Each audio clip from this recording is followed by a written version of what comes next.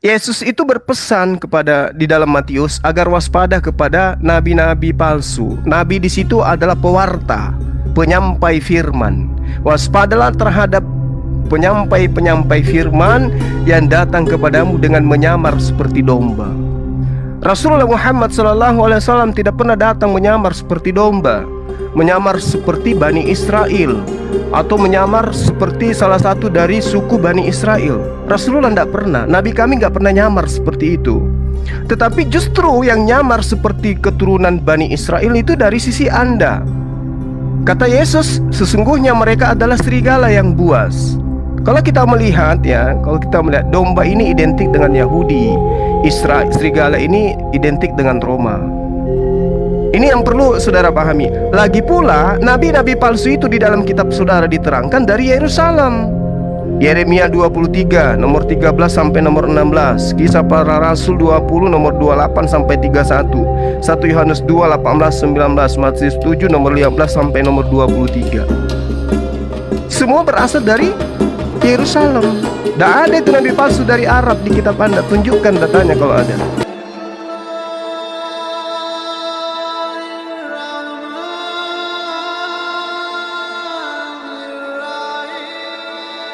Dan ada teman saya juga, saya berdiskusi kepada saudara saya Muslim, mereka mengatakan sebagian Yesus tidak disalib begitu.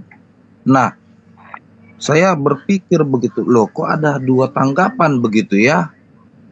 Saudara saya Muslim ada yang mengatakan disalibkan, ada yang mengatakan tidak begitu. Itu yang pertama ya. Yang kedua saya nanti mau bertanya sama Pak Ustadz.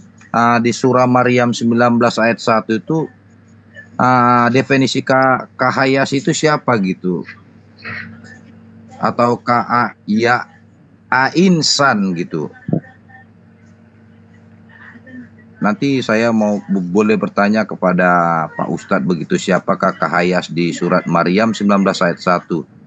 Ya, terima kasih.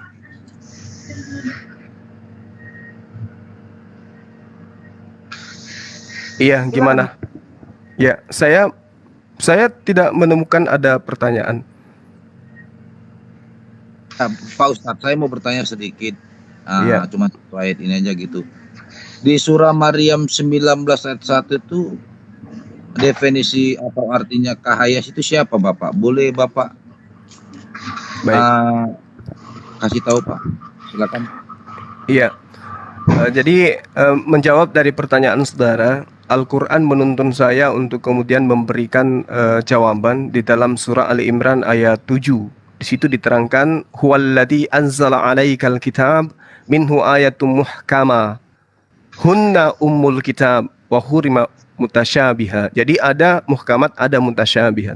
Lalu kemudian Allah mengatakan begini, adapun orang-orang yang dalam hatinya condong pada kesesatan, mereka mengikuti yang mutasyabihat untuk mencari-cari fitnah. Itu Al-Quran 1400 tahun silam, untuk mencari-cari takwilnya.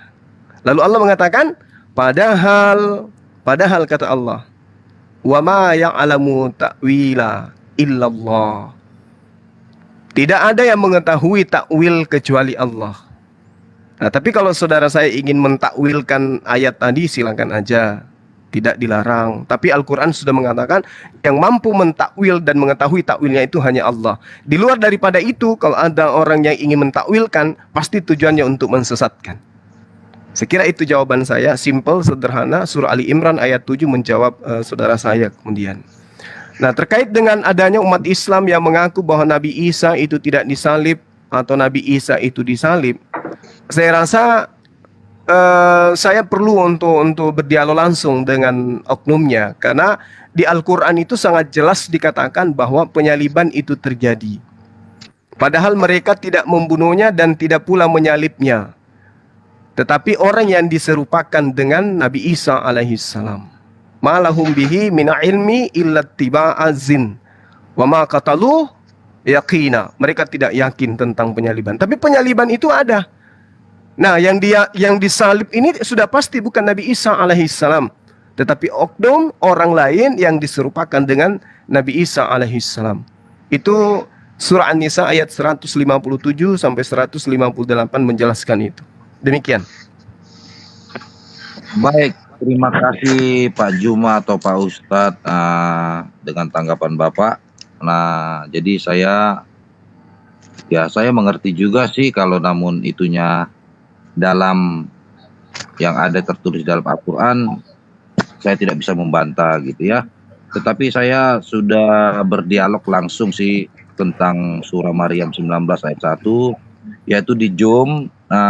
Teman saya punya teman orang Palestina, dia negara Palestina, dan berdialog tentang agama gitu.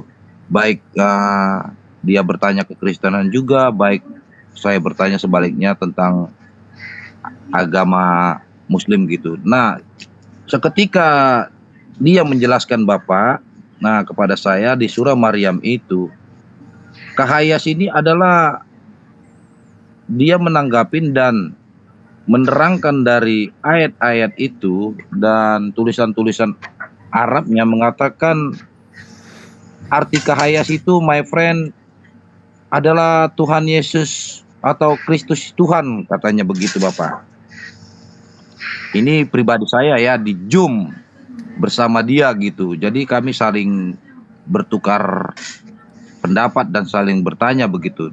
Tetapi saya tidak bisa langsung ya,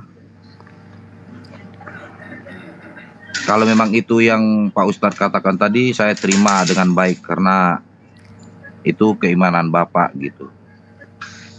Dan terima kasihlah kalau begitu. Dan buat Pak Pendeta dan yang lain-lain, firman Tuhan mengatakan berbahagialah orang yang tidak melihat atau bersukacitalah dan mengimaninya. Sekian dan terima kasih, selamat menjelang petang Pak Ustadz, dan begitu juga Pak Pendeta dan abang-abang semua. Terima kasih Pak. Terima kasih. Oke, kita lanjut teman-teman. Tentu dalam hal ini Pak Ustadz saya mau membantah apa yang Pak Ustadz mau sampaikan. Karena menurut Pak Ustadz udah pasti bahwa Isa Al-Masih itu sama dengan Nabi biasa. Kalau Pak Ustadz menyamakan bahwa Isa Al-Masih itu sama dengan Yesus tapi Nabi biasa, saya tidak setuju. Kenapa Pak Ustadz? Secara pribadi, bahwa Isa Al-Masih itu adalah kudus. Ya, sekali lagi Pak, saya kutip ayatnya Pak ya. Di dalam Al-Quran 19 ayat 19. Di situ dicatat Pak Ustadz, Isa Al-Masih itu manusia suci tanpa dosa. Sekarang Pak Ustadz, Allah itu juga suci dan tanpa dosa. Kalau Pak Ustadz mengatakan bahwa Isa Al-Masih itu sama dengan nabi-nabi biasa, manusia biasa, maka itu suatu kekeliruan. Coba kasih dalilnya sama saya, siapa nabi-nabi yang suci, siapa manusia yang suci tanpa dosa, supaya Bapak bisa kasih bantahannya sama saya bahwa dia tidak sama dengan Allah Isa Al-Masih ini. Silakan Pak Ustadz, mungkin ada tambahan dari Bu Nona. Itu yang pertama. Tadi saya tetap berpegang kepada dusta Mahkamah Agama. Jadi ada indikasi ngarang-ngarang gitu, karena ada pernyataan juga akan ada nubuat-nubuat palsu dan nabi-nabi palsu. Jadi apapun yang dikatakan Alkitab adalah benar. Tentang kematian Isa Al-Masih dan segala yang diserupakan itu sudah tercantum, memang Allah yang adalah Yesus itu sudah mengetahui memang akan ada ayat yang akan mengarang-arang tentang menyerupakan Yesus itu sebagai Isa. Itu aja. Oke, baik, saya tanggapi ya. Yang pertama, teman-teman sekalian, kepada teman saya tadi ya, supaya ini tidak menjadi hal yang menjadi fitnah gitu. Kalau di dalam surah Maryam ayat 1 itu diartikan Yesus adalah Tuhan, maka sejatinya ayatnya itu harus berbunyi Al-Masihu Allah. Ya, tapi ternyata tidak. Berarti itu hanya mengada-ngada atau nafsir. Seperti apa yang diterangkan oleh Al-Quran yang tadi yang saya katakan, surah Ali Imran ayat 7. Pasti mereka hanya condong kepada kesesatan dan mengajak kepada kesesatan. Lalu kemudian saudara bertanya tentang Nabi Isa dan juga Yesus. bahwa di dalam Al-Quran dikatakan Nabi Isa alaihissalam itu adalah laki-laki yang suci. Kalau saya melihat, hanya Al-Quran yang justru mengatakan Nabi Isa itu adalah oknum yang suci. Tapi umat Islam tidak ada yang menuhankan Nabi Isa.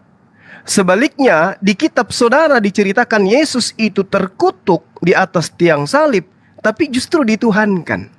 Nah, inilah kemudian yang kenapa saya itu tidak bisa menjadi Kristen.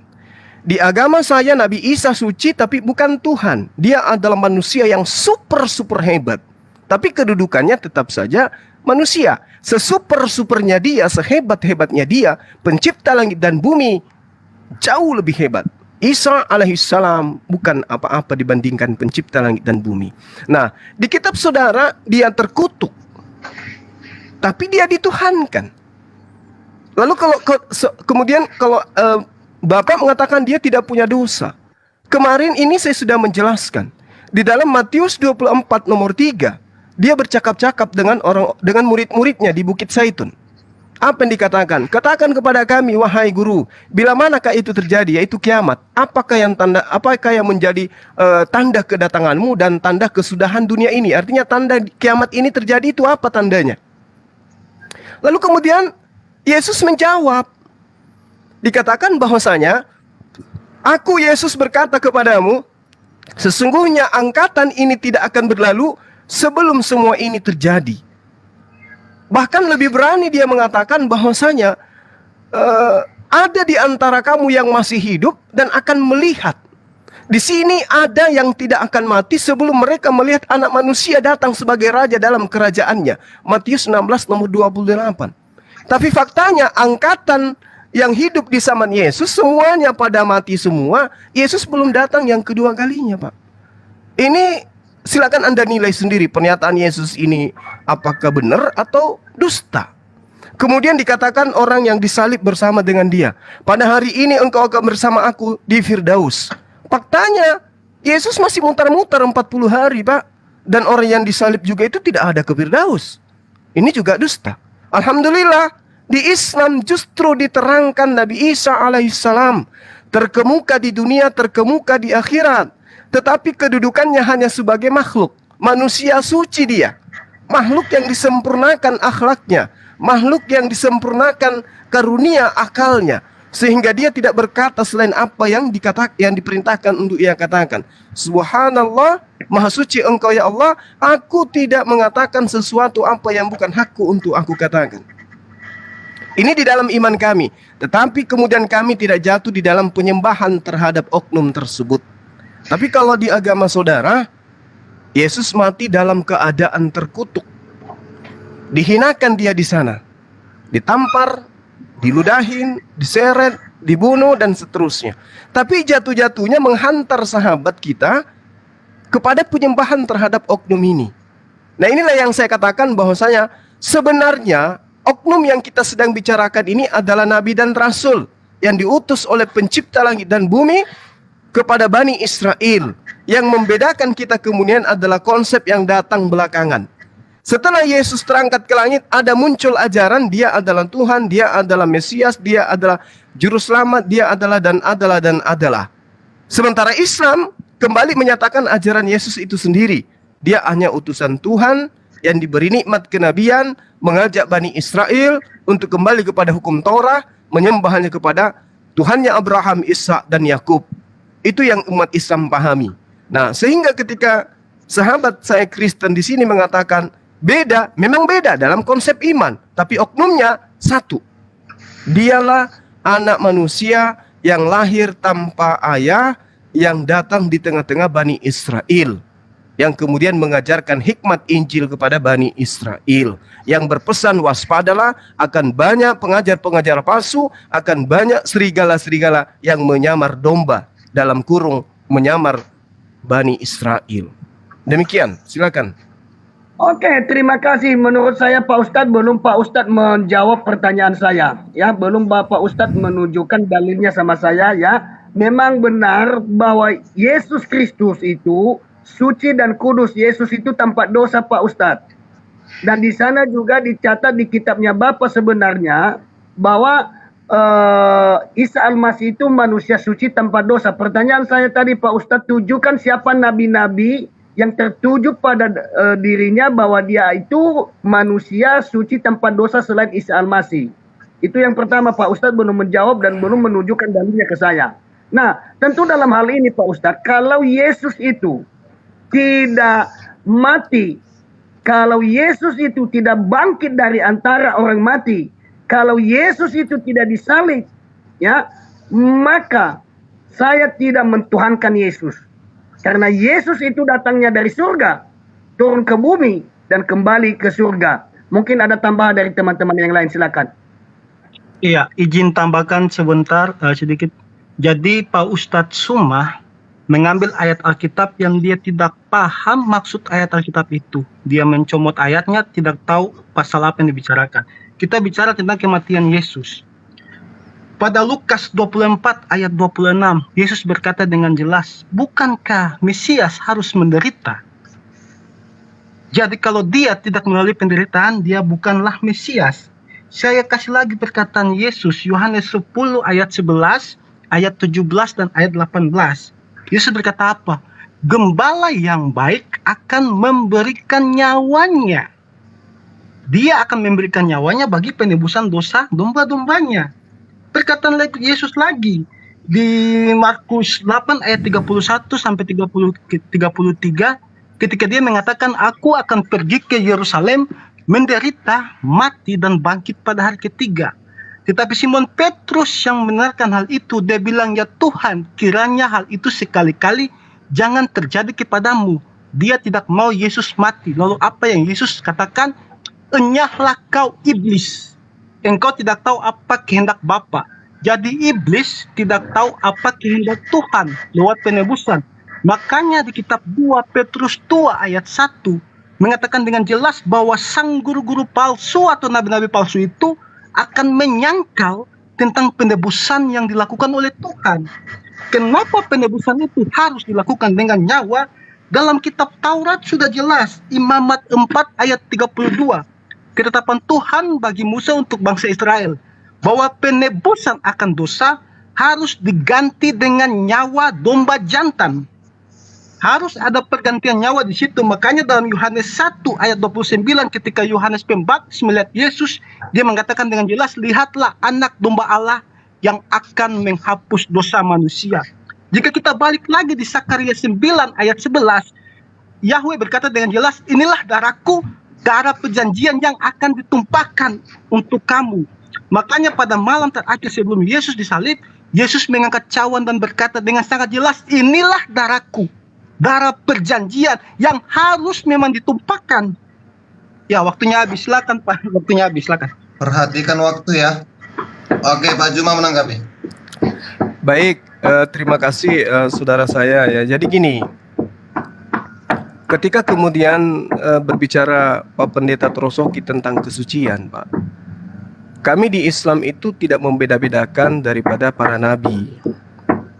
Mereka semua itu adalah orang-orang yang suci, orang-orang yang terjaga, orang-orang yang dijaga oleh Allah. Diterangkan di dalam Al-Quran, illa manirtada min rasulin fa innahu yasluk min baini yadai wa min khalfihi rasada. Mereka adalah manusia-manusia yang suci yang dijaga oleh para malaikat. Ya, jadi tidak ada kemudian karena dia suci maka kami menyembah, tidak. Justru Nabi Isa alaihissalam di dalam Al-Quran itu sangat diagungkan, terkemuka di dunia di akhirat, termasuk orang-orang yang didekatkan oleh Allah di sisinya gitu. Jadi begitupun ketika dia datang kepada Bani Israel, di dalam kitab saudara juga sama. Dia itu tidak berkata-kata dari dirinya sendiri dan dia adalah manusia, nabi, rasul yang taat sampai dia mati, sampai selama-lamanya.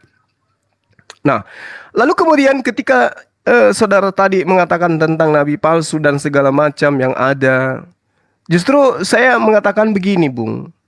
Yesus itu berpesan kepada di dalam Matius agar waspada kepada nabi-nabi palsu. Nabi di situ adalah pewarta, penyampai firman. Waspadalah terhadap penyampai-penyampai firman yang datang kepadamu dengan menyamar seperti domba. Rasulullah Muhammad SAW tidak pernah datang menyamar seperti domba, menyamar seperti Bani Israel, atau menyamar seperti salah satu dari suku Bani Israel. Rasulullah tidak pernah. Nabi kami nggak pernah nyamar seperti itu. Tetapi justru yang nyamar seperti keturunan Bani Israel itu dari sisi Anda. Kata Yesus, sesungguhnya mereka adalah serigala yang buas. Kalau kita melihat domba ini identik dengan Yahudi, serigala ini identik dengan Roma. Ini yang perlu saudara pahami. Lagi pula, nabi-nabi palsu itu di dalam kitab saudara diterangkan dari Yerusalem. Yeremia 23, nomor 13 sampai nomor 16. Kisah para Rasul 20, nomor 28 sampai 31. 1 Yohanes 2, 18, 19. Matius 7, nomor 15 sampai nomor 23. Semua berasal dari Yerusalem. Tidak ada itu nabi palsu dari Arab di kitab Anda. Tunjukkan datanya kalau ada. Nah, Yesus minta kepada murid-muridnya, bukan kepada orang-orang Kristen, tapi kepada muridnya yang asli, Bani Israel, yang hidup sesama dengannya, agar waspada kepada apa? Serigala yang menyamar seperti domba. Siapa yang menyamar seperti Bani Israel? Baginda Rasulullah Muhammad SAW itu tidak pernah. Tapi kalau saudara-saudara, semuanya Memang seakan-akan Bani waktunya Israel. habis. Makasih.